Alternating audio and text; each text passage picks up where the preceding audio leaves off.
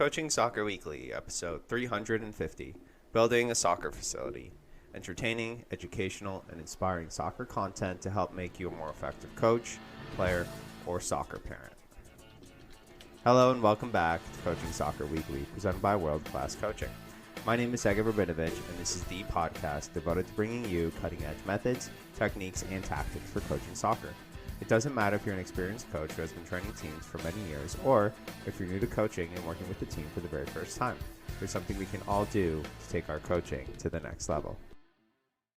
Welcome back. Do I have a weekend story for all of you? This weekend was really interesting. You know, this is, first of all, this is the first weekend where this is the first weekend since the big change. And that big change was the shooting and the defending. So the question is, did that do anything at all? And we'll get into that.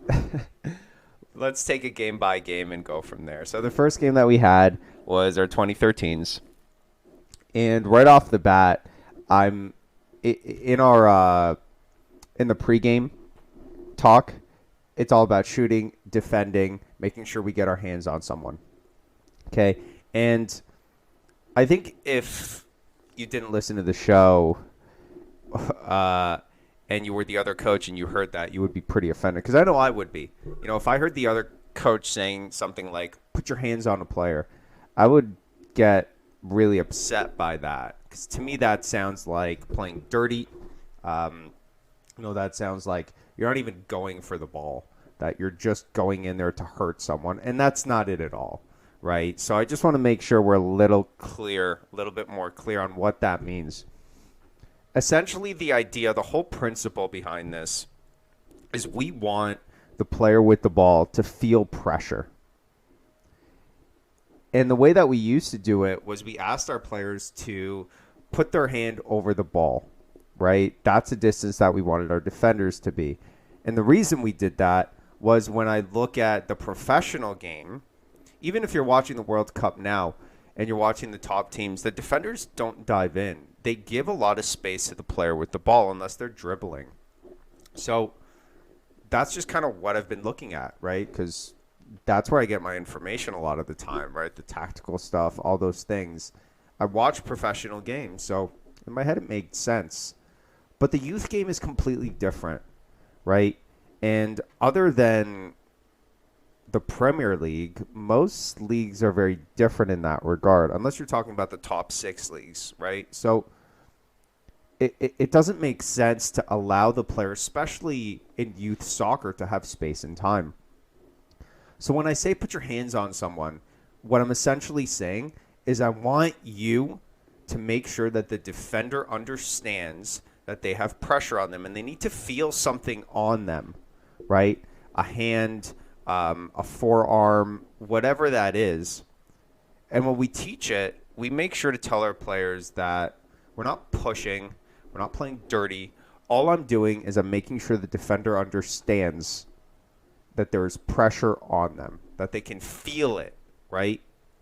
So for us, what that looks like, because we do shielding in Shark Attack, right, where the player's in between the ball and the defender, big rock on their head, they get their shield up, right? So they make a fist, and their arm goes 90 degrees. So their elbow is in line with their shoulder, and that's kind of the shielding position. And then from there, we're going to use our forearm, and we're going to use that as the part that we want on the defender. Now, it doesn't have to be that. It could be your arm. It could be whatever. But essentially, all I want from my defenders is make sure the defender knows that there's pressure on them. So that's what I mean by get your hands on someone. So having said all that, we did play a U10 team, right? Another 2013 team. So I was expecting us to do well with that, and we did, right? But I don't think that was a proper way to measure the success of how the players are doing within that. Because whenever we play teams that are our age, we're fine, right? it's when we're playing up a year and the players are really being challenged that I'm starting to see a little bit of players being a little timid, right? Just not really getting that physical part of the game, which is one of the identities of our academy. So we did well, like from that point of view. We still got beat here and there, but not as much as before. The second part that we've been working on was shooting, and we did that in a brand new environment that I kind of MacGyvered into something to make it work, based on Andrew Clifton's interview on the show. Now, it's been a week. Do I think it's made a difference and players are now going to hit, these beautiful shots? No, not even close. But what I did expect was confidence. The players throughout the whole week have been hitting at least 100 shots within the 20 minutes that they go down and work on shooting because of the amount of repetition. So what I was expecting was a lot more bravery in shooting, being a little bit more confident in taking outrageous shots. And I really mean that, outrageous shots. And what do I mean by that? I mean that from anywhere, essentially. What I told them was, if you think you can hit the net, try it. If you think you can score, try it.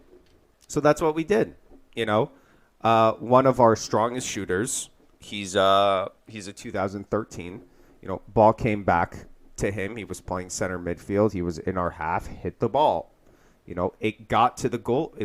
It got to the net, right? It didn't hit the net, but it was pretty close. He scored goals from there before. So that's what I was expecting, but from other players. And that's what we got, right? We got a lot more shots. On top of that, we had probably two of the nicest goals that I've seen this winter. Both of them were top corners. They're on our Instagram page if you want to check them out. They were both off of free kicks, actually, which was really cool. At the 2013 age, it's dribble in from throw-ins, right? So it's kick-ins or dribble-ins. So our player was at the sideline, tapped the ball. He was in the wide space, obviously, because that's where you dribble in from, and took a shot over the goalie, upper 90. Second one was, I think it was a foul or something. It was close to them, so everything is indirect. We pass the ball back to the player. He hits it, top corner. So these are two players that I already knew could shoot. But the confidence level to actually take more shots, I think, is starting to show already. The technique, not 100% with all the players, but I'm starting to see a lot more confidence, which is what I wanted. And now I think moving forward, there'll be more shots and players will slowly start to get better and better and better at it. So that was the first game. Second game. Second game was our 2010 team. And it was one of those weeks where players were sick. So our goalkeeper, who's a 2011, he was sick, and his twin brother was sick as well. They're in the same house. So he wasn't there for a 2010 and 2011 game. So we had about 5 players sick. And because we started having so many players come to the 2010 game, I ended up saying to the rest of the 2011s, other than our goalkeeper, you don't need to come, right? Because you're not going to get that much playing time. So it's just not worth the trip. So what ended up happening? Well, we had 4 players, just the way it kind of worked out, players sick and that kind of stuff. So that was interesting.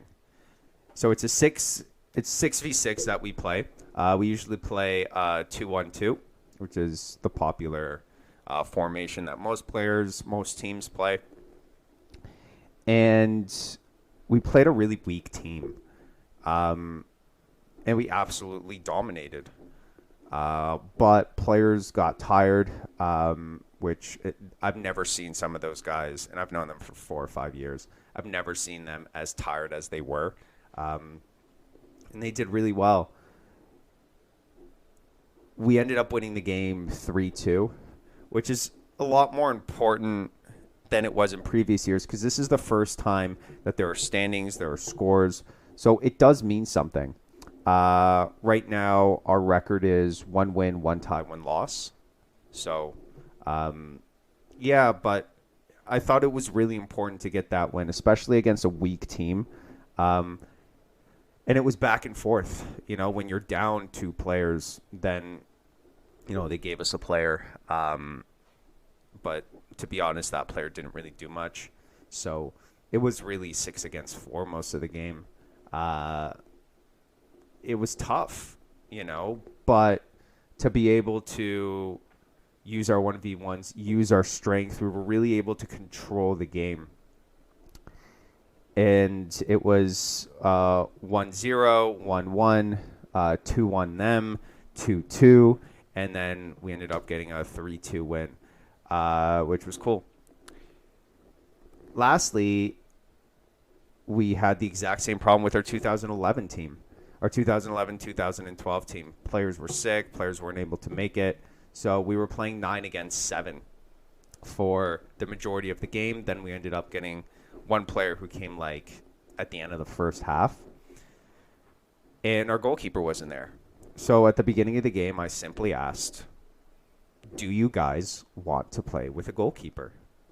And the consensus was no. So for the first time ever, I really played with no goalkeeper. Like, there was no one in net.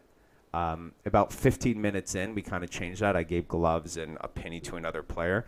But I didn't want him to play goalie. And eventually I took him out of the net because he just couldn't understand that concept. But we were in the game.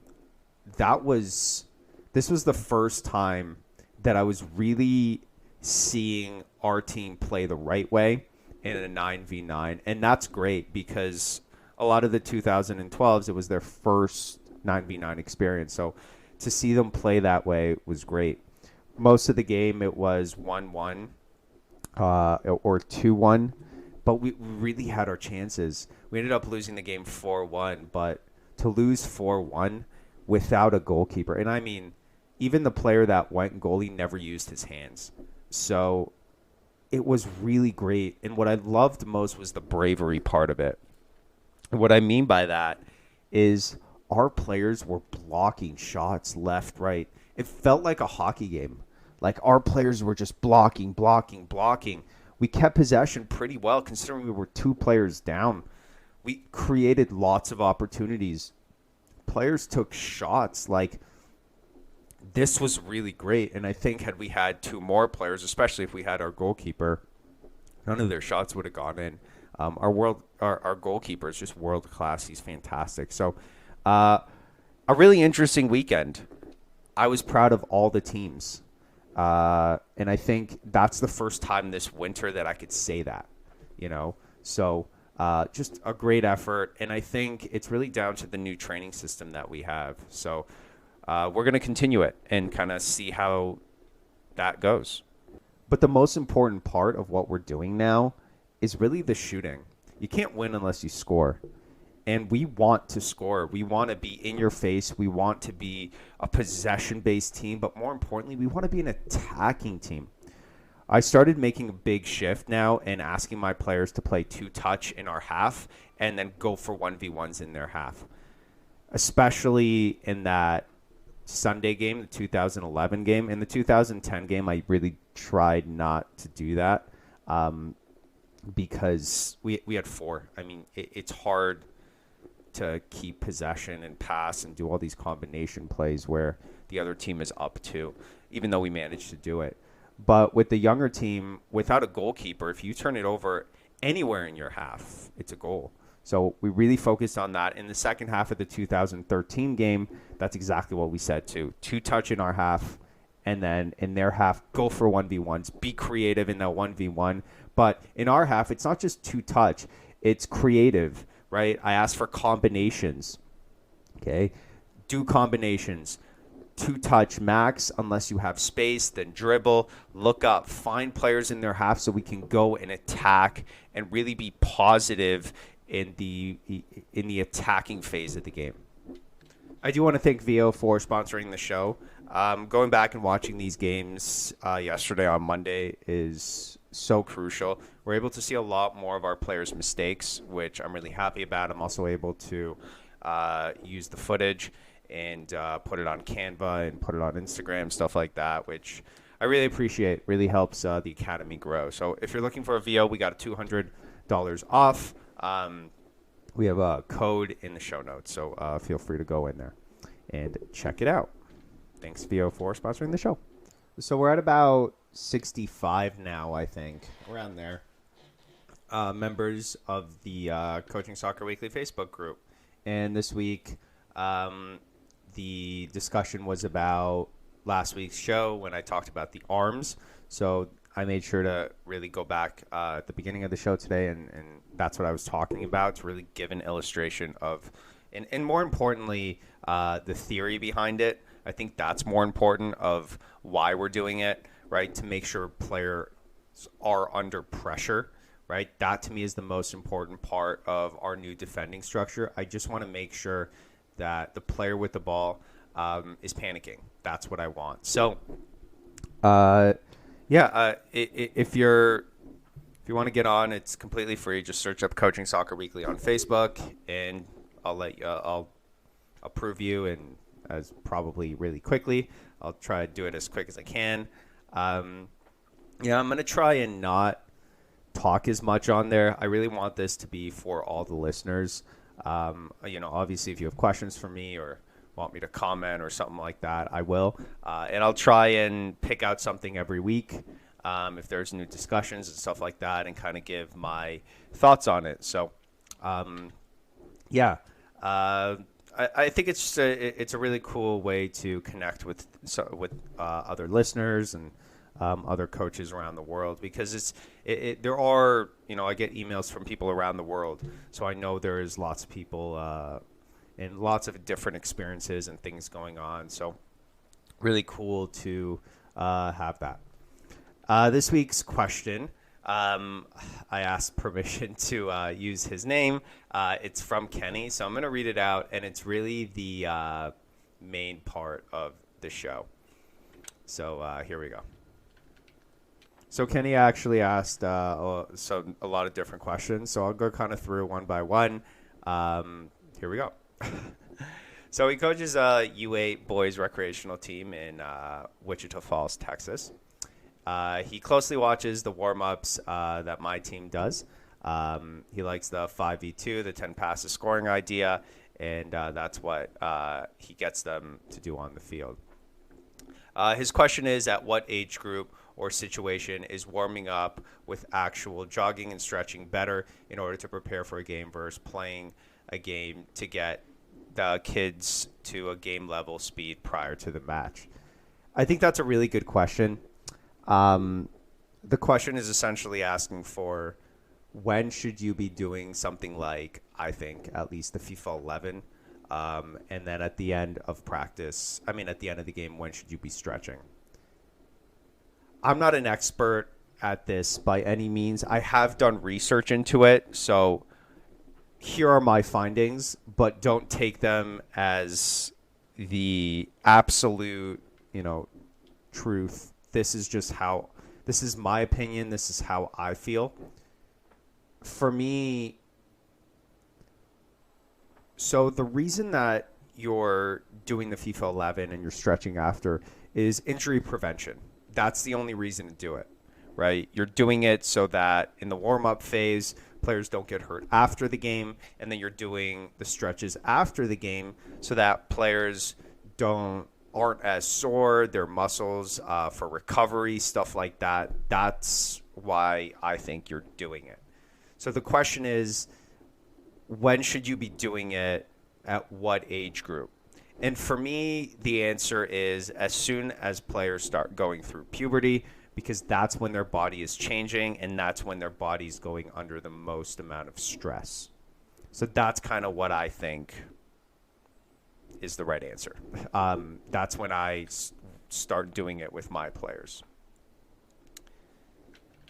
However, I still think in older ages, when you are doing the FIFA 11, it's very important to start with that and then get into game like training, right? Before the game, or at least ball manipulation, something like that. Unfortunately, we don't have a lot of space to do our warm ups with the older ones.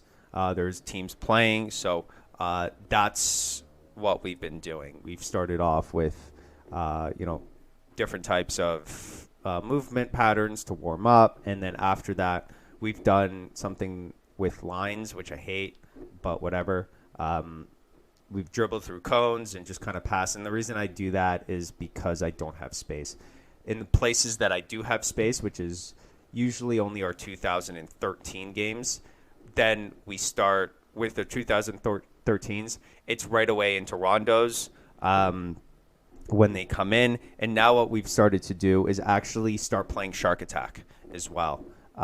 We get the players in the box and we play Shark Attack simply because I want them to get into the habit of getting their arms on someone and being physical.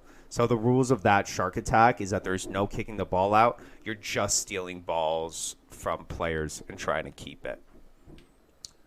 So that was Kenny's first question. Here's the second question.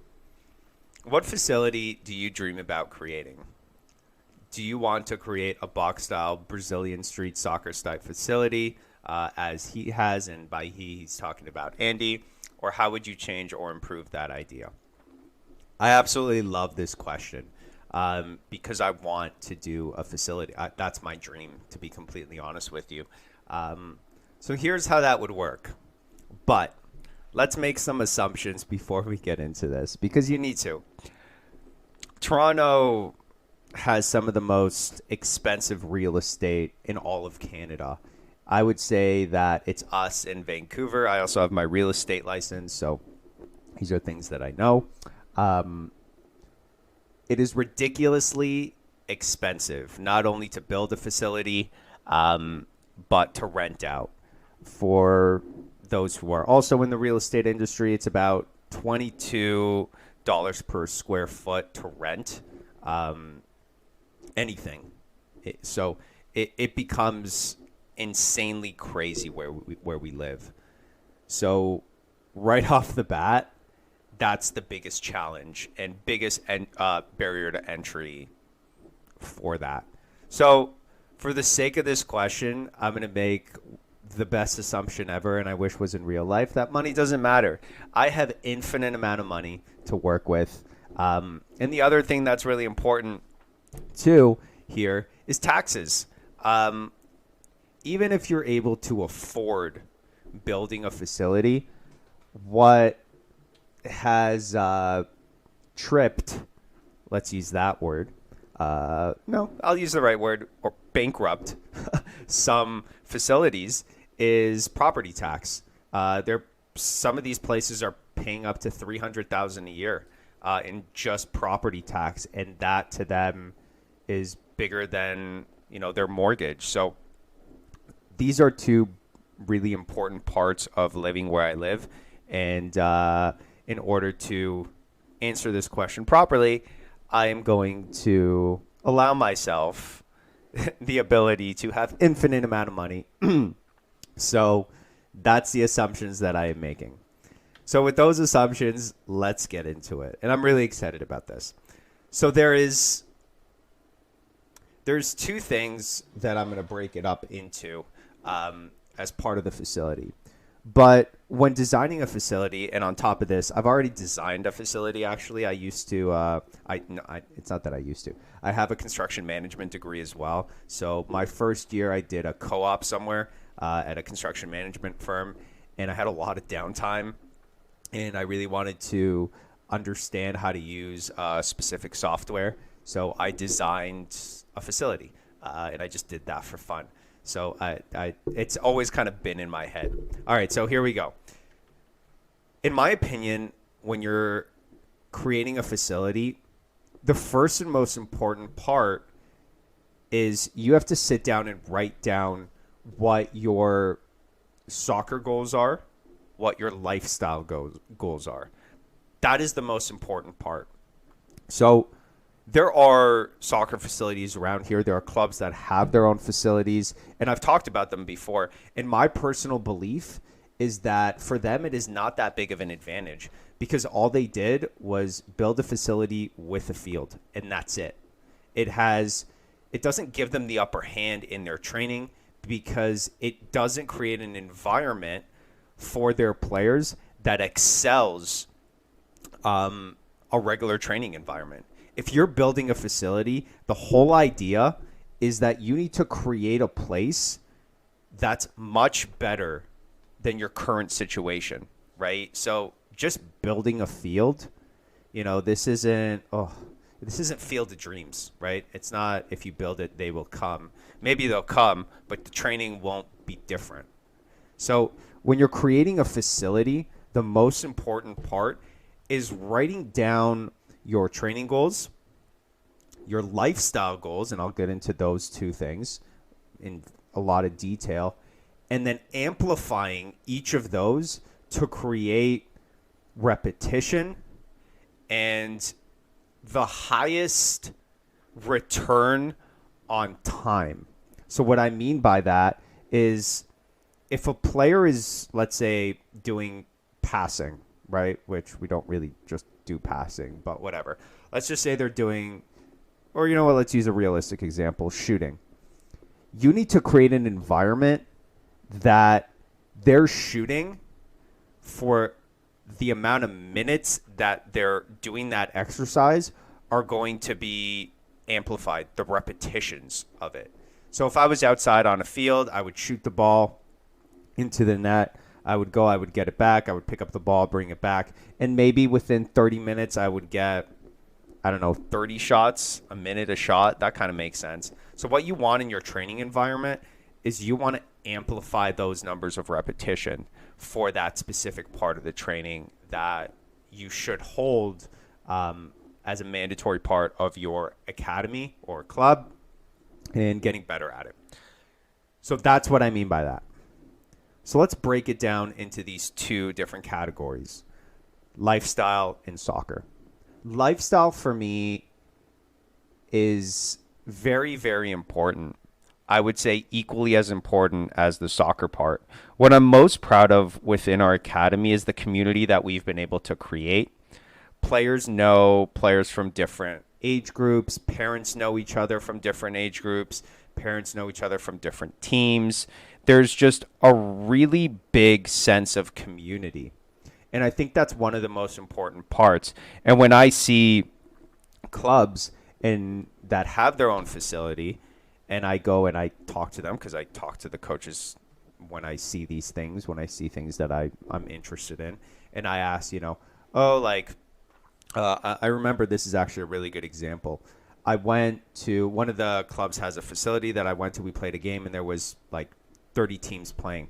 I went to one of the coaches and I asked, do you know what field we're on? And he was like, sorry, I don't, we're just practicing here. So I said, okay, do you know where the 2010 team is? And he looked around and he was like, sorry, I don't know anyone else.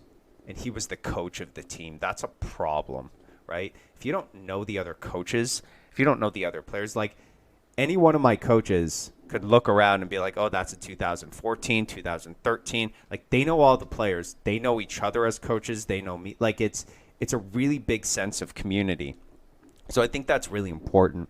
And if I had my own facility, the very first thing that I would make sure, because the goal of the facility for me is I want to create a place for players that is safe, fun, and somewhere that they could come after school for as long as they want. That's what I want. If a player wants to play, 6 hours of soccer every day, I want them to be able to do that. I don't want them to be limited.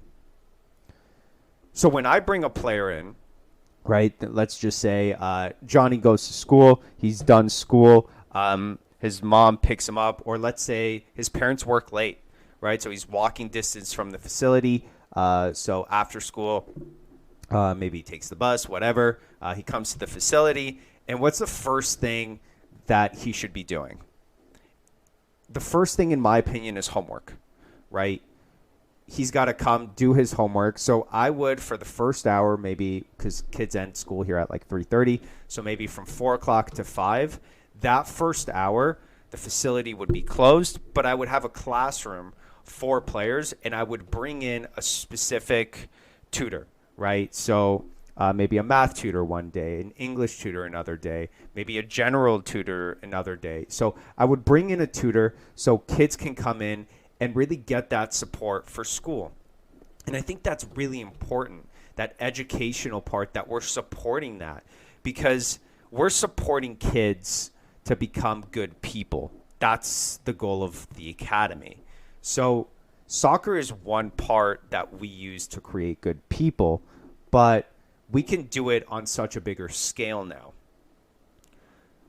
So I think that's a really important part, to be able to do that, to give our players not only a leg up in the soccer world, but also in the school world, in the education world.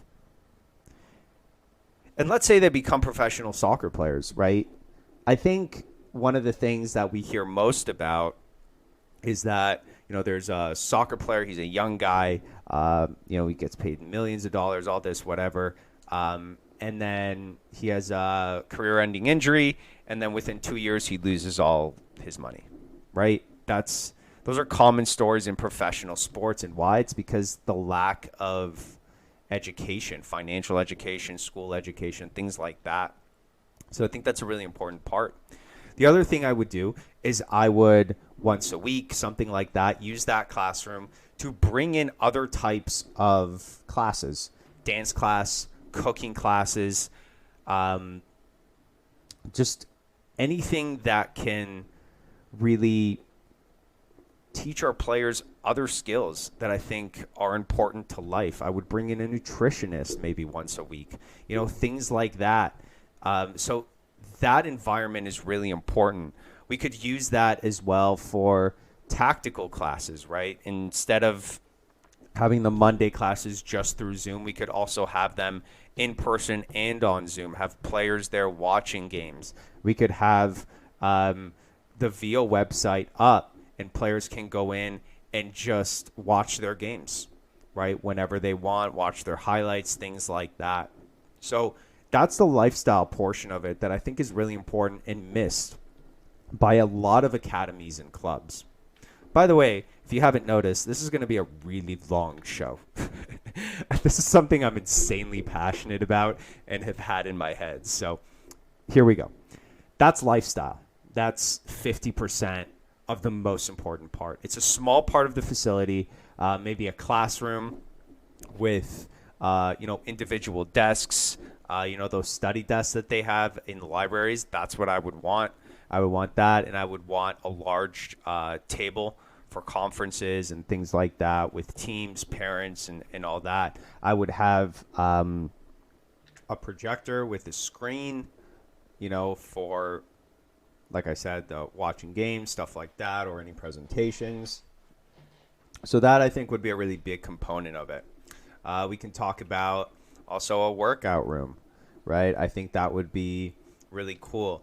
My thought was always to partner up with physio, like a physio clinic, and have the clinic be a separate part of the academy facility, but still in the same complex, so that our players could always go into that, into that training center if players need extra strength, stuff like that. And whoever was in charge of that would already build with, other trainers and stuff like that would help our players strengthen. So I think that would be really cool. Another thing that I've always wanted was a healthy restaurant. So something maybe like a booster juice, which I know is not the craziest, healthiest thing, but something like that. From a business point of view, that would also, those two places would help offset costs, right? Because they're renting out our facility to use that space. So that would offset some costs as well. So yeah, I always kind of wanted to do that as well. So that's the lifestyle part. Let's talk about the soccer part. So the soccer part, I think the most important thing to do before you start is to break down what your sessions look like. And for us, there are really four things. The first part is 1v1s. The second part is shooting. The third part is rondos. And the last part is kind of bigger tactical things, right? So each of those has to be a really important part of the facility. And it has to be an area. Each has to have maybe a different area, something like that. I'll go into that. But again, has to amplify the repetitions. So the way I would structure it would be I would have, first of all, an 11v11 field. That would be my first kind of big thing. So I want my facility to just have that as our field. Why? Because then you don't have to rent out fields and stuff like that. Now, this is going to be a little weird. So in school gyms, there's a way to kind of make the gym half. So you would bring down a curtain wall. So that's what I would want.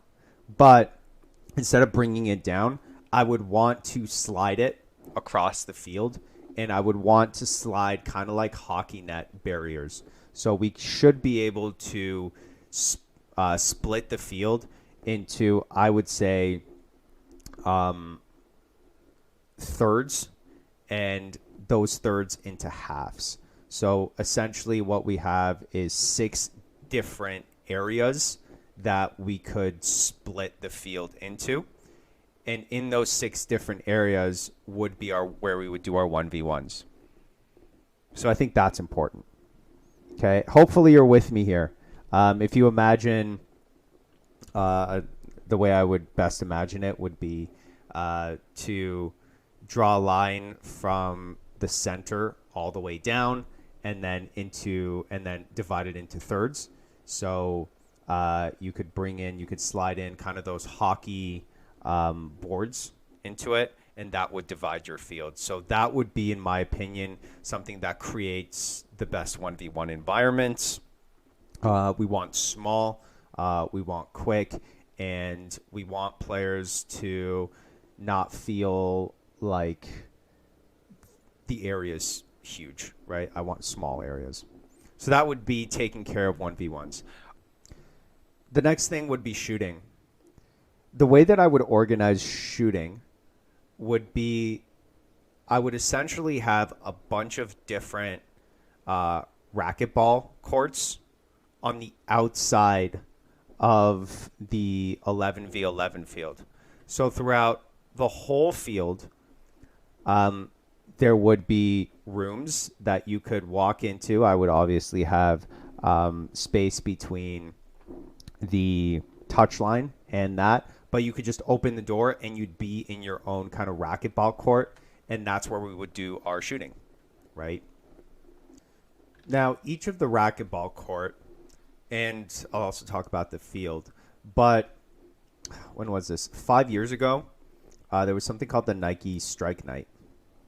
And what I thought was really cool was so there was a regular net, and there was LEDs on it. And every time you would score, it would kind of be like a video game, but it was a projection.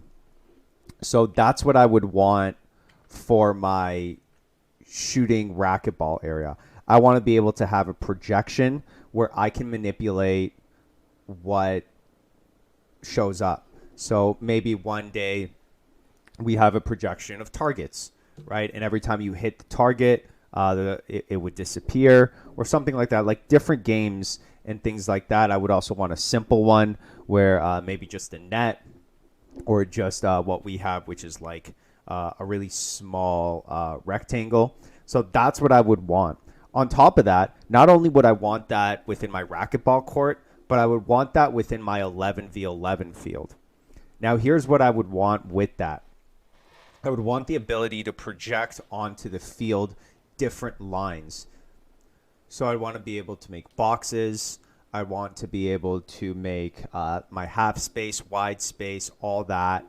And I'd want to be able to just have the ability to really draw out as though I'm on the computer and I'm working on a coaching software. So I'd want to be able to draw arrows and things like that to show players what we want. So that would be, in my opinion, a really important part for the tactics, right? The tactics, because we already have the 11v11 field and we can split the field any way that we want. I think that would be really great to get the tactics part of it done, right? I would program it before the session, exactly what I would want. And same with rondos. I would just kind of make the rondos on the computer, and then the projection would go on the field. I don't know if this exists, but this is in my head, so this is what I was thinking. I think it would be pretty cool. And then that way you could already pre-plan your session. You don't have to worry about cones or anything like that, because I really hate cones. I don't know about you, but picking up cones, players running into cones, players stepping on, it's just blah. So those are really the 4 parts of the facility that I would have. Obviously, the facility would have things like changing rooms as well. Players, I would want them to have access cards to be able to get in. I would want players to have lockers. So if they came after school by themselves, a place for them to kind of put their stuff in. You know, I would want a welcome desk, those types of things.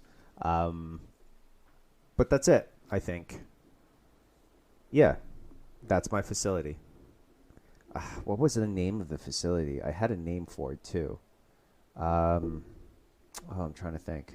I don't know. But in my dream scenario, that's what it would look like. And if I had that, I think it would really amplify the training sessions. And not only that, but it would amplify the community part of the academy. And I think the attitude of the players. I mean, think about it. Well, here's my, when I grew up, my favorite thing was going to camp. Like, I loved it. And it was just, throughout the year, I would be so excited to go to camp because it's just you and your friends hanging out, doing things that you couldn't do at home, right? But you just develop as a person the independence that you need as a grown-up, right? I was 2 months away from my parents, and you just kind of, you dealt with stuff, right? There isn't really a lot of grown-ups there. There was no phones, no nothing like that. So an environment where a kid can come in and just grow up, you know, in a really positive environment where soccer is just the driving factor.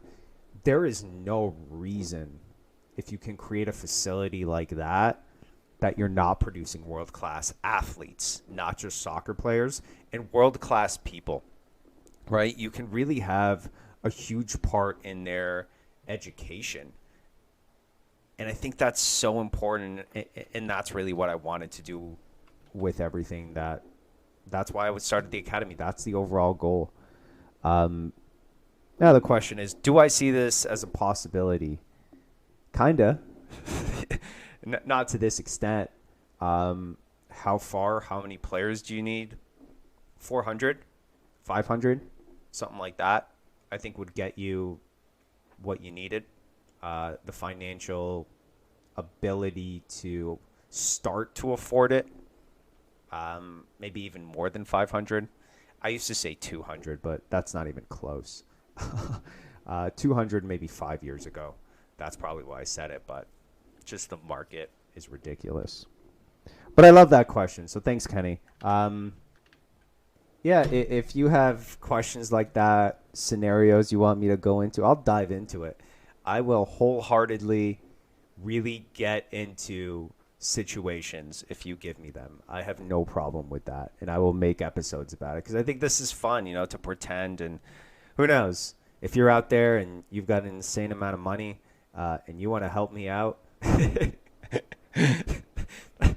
This was my pitch, essentially. Yeah, so that's it. This weekend we have a couple of games. I'll get into that at the end of the show. I also want to talk about the World Cup. It's been Monday. Today is Tuesday. So yesterday, USA. Okay, not bad. Um, and England, interesting, right? I thought the England game was really interesting. It was really a lot of possession for England, like more than I thought. It's just it's weird seeing England play like Manchester City. The difference is, I think Manchester City has a lot more creativity in the final third with 1v1 specialists. Now, yes, you can argue, right, that half that team is Manchester City. But Foden, Grealish, when they came on, it was different, I thought. And, right, they scored within, I think, like the first minute and a half. Before that, you had Sterling, who, in my opinion, leaving Manchester City, I get it, but I think you can really tell the difference. So that was cool. I'm going to be back. I'm going to stop the show now because Wednesday is huge. And then I'll come back on Thursday morning, talk about the Canada game because that to me is what I care about most. And then you'll be able to hear it. So see you soon. Well, it is Thursday morning. And just like I promised, watched the Canada-Belgium game. And it's hard. Hopefully, most of you saw it. It was a fantastic game. Great effort by Canada. And it really reminded me of watching one of our teams play. Now, obviously, the level is different. The players are different. But the style of play and their tactics were just exactly what we're trying to do. You know, they were a possession-based team even against Belgium. I know it, it looks like, I mean, the stats say that Belgium had most of possession, but I don't agree with that at all. I think anyone that watched that game saw that Canada really had the majority of possession. I don't know how those stats were what they were. Regardless, great combination plays, attacking from the wing, really trying to get the ball to the wide space or the half space, and then either with 1v1s or with passing combinations or with crosses, get the ball in to try and create chances. And just like all of my Gladiator teams, they were the better team. But at the end of the day, you got to get the ball in the back of the net. That's what the game is about. And they weren't able to do that, just like our teams. And that's what we're working on. So it's hard to sit there and say, these things that, we should be scoring more goals in the Team Canada level, especially based on the chances that we have. But there are some factors that we also have to consider. One, we're playing one of the best goalkeepers in the world. I would say that's kind of the biggest factor with that game. So I don't know. It was a really great start. Don't get me wrong. And looking on Instagram and all these different social medias, the post made me upset that everyone's like, oh, we showed we belong against the second best team. I don't like that. I don't. I said at the beginning that it's already a success for Canada to be here, but I don't like that mentality showing that we belong. That's not how I feel. How I feel is exactly like the end of our games when we're the better teams. If I were in that changing room, I would be furious. I would be furious that we didn't get a tie or a win. Like, I would be absolutely furious. And that's the attitude that I hope the Team Canada players and coaching staff have. Frustration, understanding that we were better. We were better than the number 2 team in the world. That That is the attitude, and that's the confidence that should go into the rest of this tournament. Not, oh, nice try, guys. We belong here now. We proved it to the world. Now we can kind of move on. No, that's not the mentality athletes should have. We should have won that game. We should have scored more goals. We were the better team. They got lucky, but let's make sure this never happens again. That's the attitude. That's the attitude that I expect from this Canada team. And honestly, I expect them to explode in the next game. Absolutely explode. And we're playing Croatia. I don't really care who we're playing against next. We need to absolutely demolish the next team. That, I think, that would make me feel better about this game. The fact that this was our first game in 30-somewhat years, but that would kind of be the only thing that would be like, okay, fine. But I don't think the players were okay with that performance from a results point of view. I think everyone in the world who saw that game knows we were the better team, including our players, including Belgium. And that really shocked me. It really, really did, because these round robins were the lottery was a long time ago. So if you're not prepared for every single team in your bracket or in your conference or whatever you want to call it, you're not good at what you do. So I thought Belgium should have been way more prepared, like way, way more prepared. You knew you were playing Canada in your first game. You knew we were a possession-based team. You knew we have Buchanan on the wings, who is one of the most deadliest 1v1 players in CONCACAF, right? Like, we have Alphonso Davies. Like, you should know the team you're playing against, and you should come in with a strategy to beat them. And I don't think Belgium did that. And that, from a Belgium point of view, is very, very worrying. You can't come in being like, we're the second best team. You got to prepare for every single game. And John Herdman, the Canadian national team coach, he did. You could clearly see we were prepared. And I know that we are going to be prepared for the next two games. So I'm not worried. I'm a little frustrated. I will say this. Look, Alfonso is our best player, 100%. In hindsight, though, should he have taken that penalty? I don't know. Look, it's not up to me. I can't criticize one of the best fullbacks in the world. But in my opinion, if you're a fullback, your job is not to score. I know it's a little bit different at Bayern, but I think the striker takes it, right? We have, again, a striker who's one of the top strikers in France. He's got to put that ball in the net against one of the best goalkeepers in the world. To have a fullback take a penalty shot, even though he is a world-class player, his 1v1s, he played absolutely amazing. I'm not taking anything away from him. He's one of my favorite players. Every player has their job. And a striker's job is to put the ball in the net. So, I don't know. But that's just kind of how I felt. And I just want to talk a little bit about the World Cup. I know we're at 53, 54 minutes, so I'm going to keep talking, though. And you can listen to this maybe in a couple of parts. So what I've been noticing is a trend. And this is why I think Argentina lost. This is why I think Germany lost. There are three types of teams that I've seen so far. There are the possession-based teams.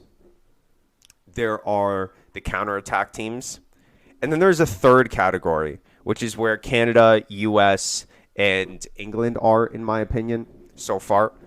These are teams that keep possession, but look to create chances with the wingers through 1v1s or passing combinations. And in Spain as well. These are the only teams so far that I have seen whenever the ball has been on the wing, that they are challenging the goal. They are challenging the goal. And Argentina, I think they just kind of circled the ball too much. Same with Germany. They didn't really look on the wings like they were dangerous. So to just have possession, that's not soccer. Like that doesn't do anything. You need to have possession with the goal to score, right? Moving the opponent side to side, and then when you have that space, get it to the winger, and then attack through crosses, 1v1s, passing combinations. And I just didn't really see that with the teams that lost, Argentina and Germany. Now, look at England and Spain, who were probably the most dominant teams so far that I've seen. I haven't seen Brazil play. They're playing later today. I think Brazil will do really well. But if you look at them and you look at their wingers, who were they, right? You look at Spain has Torres, right, a former Manchester City player. England had Sterling, a former Manchester City player. And then they brought on Grealish and Foden, right, two current Manchester City players. And what happened when those players got the ball? Everything looked dangerous. And this is what Pep understands and why Manchester City continues to be the best team in the world. Because it's not just about possession. This is why the term tiki-taka is not something that Pep likes. This is what he says in his interviews. I can't talk for who he is or what he feels. That's a little disclaimer there. But he does not like tiki-taka because tiki-taka is just passing the ball. Right? That's what it means. Quick, short passes. That to him is nothing. He doesn't like that. That's not how he plays. He needs players, 1v1 specialists on the wing, players that can combine on the wings, right? Those are the attacking midfielders who are combining these passes or crosses in the air. He's got 3 options now, especially before it was 2. Now it's 3 with Holland now there. So now he's got 3 ways to score a goal. And you look at the players on the wings, these are attacking-minded players. These are players that are going at you every single time. And they're just going to, like, I just imagine a boxing match where you're boxing against someone and all you're doing is just throwing punches for the whole match. And you're just attacking. This is the mind of the wingers, right? Like, attack. And when you see these Manchester City players, this is what's ingrained in them. And this is what was ingrained in Canada. Buchanan, oh my goodness. I mean, if you haven't watched Canada play, this is your time to do it. Sunday, 11 o'clock Eastern. Watch this team. I'm telling you, this is the identity of a proper team. This is how I want my teams to play. Possession, but when the wingers get it, do something with it. Like 1v1, attack, right? Combination with the attacking midfield, give and goes into half spaces from wide spaces. Cross the ball. Show me different things. Argentina, Germany, they're predictable. They were predictable, those games, right? Get the ball to the wing, nothing there, reset. Other side, nothing there, reset. Okay, let's try and cross it. That's what I saw, honestly. And yes, you can argue that there were offsides in the Argentina game. I mean, okay, fair enough. They could have scored 3, but I'm just not sold on Argentina. I'm not. They attacked those. I think those 3 were all like through balls, which is really tough. I don't know. I wasn't sold on their performance, honestly. I know they had 3 disallowed goals, but they were disallowed. They were disallowed for a reason, right? Because those through balls through the middle are really, really tough. I really like the plan of let's get to the wingers. Let's have the wingers do something. Let's have them make an impact. Buchanan, 1v1s, Alfonso 1v1. Like he made these players look like they weren't even there. This is the second best team in the world, and he dribbled through them like they were nothing. Very proud of their performance. Very upset at the result. Simply because it makes things tough for us now. If one of these two teams beat Belgium, we're not looking too good. I really hope Belgium win the rest of their games. That I think will set up Canada for the best result to move forward, and I think they can move forward if they win their next two games. Yeah, so that's it. Let's end the show. I'll do the outro, and here we go. Thanks for listening to another episode of Coaching Soccer Weekly. Our 2014s are finally playing this weekend. It's been 3 weeks, I think, where they haven't played. So excited to get them back on the field. It's one of my favorite teams to watch because I've seen so many of them grow up since they were so young. So it's really, really nice. And yeah, I'm just excited to get them back on the field, to be honest. Our 2010s are playing as well. After our lack of scoring goals watching Canada play, I got really frustrated and wanted to work on scoring in the final third. So I'll talk about... Hey, thanks for watching all the way to the end, and you can check out more of our videos right here. And if you haven't done so already, I would really appreciate it if you'd hit the like button and the subscribe button.